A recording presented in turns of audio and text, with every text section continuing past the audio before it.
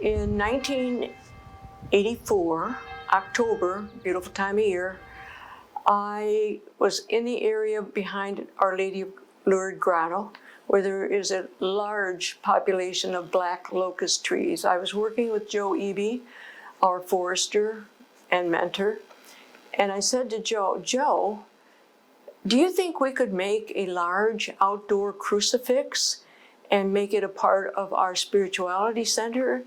And Joe says, sure. And I thought it was a very quick, agreeable response, but I took it. And I said, well, let me talk to our other partners here, which that would include Sister Grace Ellen Urban, who was stationed in Swanton, and she would come in on weekends to help me, and Sister Marcia Malis, who was stationed in Cincinnati and did not come in often. But we all four had to work together on this, so we had to coordinate long work periods, which meant Sister Marcia got on the bus at 5 minutes after school, let out on Friday, got to Sylvania, and we worked all night Friday nights and all day Saturday. They returned to their missions on Sunday and back to teaching, and we did this over a 2-year period. Not every weekend, but we took all our vacation time. Joe Eby came for all of those sessions, and he always volunteered his time. He was very engaged in this whole creative moment, which lasted a long, long time. I said to Joe, well, I guess we start. So Joe and I went up to the woods. We picked a large black locust tree, 50 feet high. It was green, that's important. That meant it was healthy, no disease, and it was intact. And actually it was one of the mature trees of Mother Adelaide's original plantings in 1930. So she herself had been one of the planters of the locust tree, which we were cutting down to convert to our crucifix, our vision of a crucifix. So Mother Adelaide was our fifth party in this. The first cut would be for the vertical axis of the crucifix, and we cut that at 22 feet, 22 feet vertical, and the horizontal beam was 10 feet. We got those cut and attached, and immediately we started sealing everything with a sealer to keep the green wood in, so the wood would remain very, very solid and healthy. So we kept sealing it in because we were going to let it dry for a long time. So I wanted to tell you about the roots and what we had to do. Why did we need roots? Well, we needed a face. We needed a chest. We needed fingers and feet. We needed a leg that bent. We needed a head that bowed. We needed a skirt, the shroud, and we needed the wind to be blowing the tie on the shroud, just to be perfect. We also needed feet that crossed and the wood was straight. We needed a leg that bowed as it crossed the other leg. So we had to find straight wood that would bend. And so it was a long search, but we did it. We worked hours and hours on cleaning roots, and let me tell you what we used. We used hatchets, axes, splitting mauls, sledgehammers, draw knives for peeling back, and chisels with hammers, and yes, chainsaws. We did use the chainsaws as we prayed.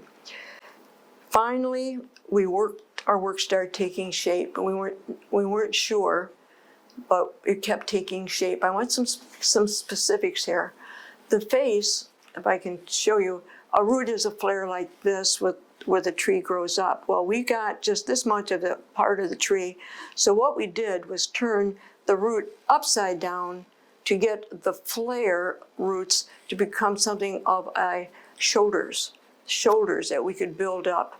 And we would then put that butt cut of that root down into the chest cavity from the other root and pin all of that to the vertical beam of the cross itself. And then we began working on legs and arms, and we kept doing that and doing that and doing it.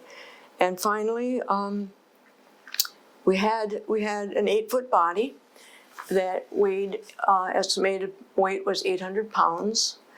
The cross part, vertical and horizontal beam, as I said, was a total estimated weight, body and vertical beams and horizontal beams.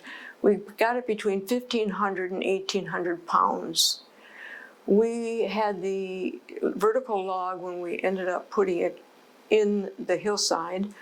It is 5 feet into the ground, and it is 17 feet above ground.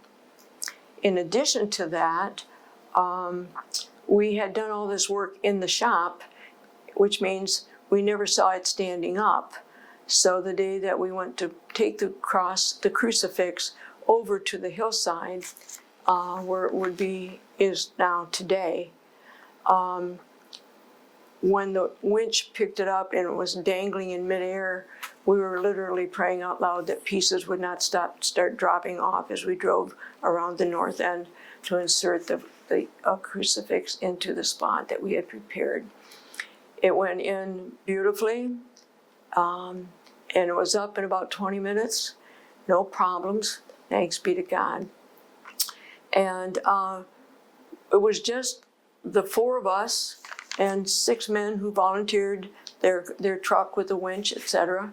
And we were so concerned about getting it done and focused and intent, we didn't realize that about 30 people had just gathered behind us, watching what was going on, because not knowing if it was going to work, why put it out to the public to say, when is it going up, will show up, when we didn't know if it was going to stick together, stay together, and stand up. So we kept it a secret till we had proof positive that it was in the ground and the parts were still attached. I wanted to let you know that none of us ever intended that this would be an art piece, like regular art or beautiful art, indoor art or outdoor building art or a mosaic. We wanted it rather to be something from our woods, built of everything that came from our woods, not shipped in with this material. That everything on the crucifix grew here and died here and was reused to form the crucifix. The other part of this is that the reason we did not want it to be an art or a 6th, 7th, 8th, 9th wonder of the world, because its intention is to have people happen upon it and be able to have a physical representation, a visual picture of how much God's love did for us and how special we are. And we wanted that to be an encounter with a once upon a time living tree planted with love by our founders, and now transformed into that ongoing representation of God's working in all of our lives. One of the things that I particularly thought was interesting and very, very moving to me was that the 6 men who came to help us put none of them, no one wanted to charge anything. They wanted to be a part of this. So many people wanted to be a part of this.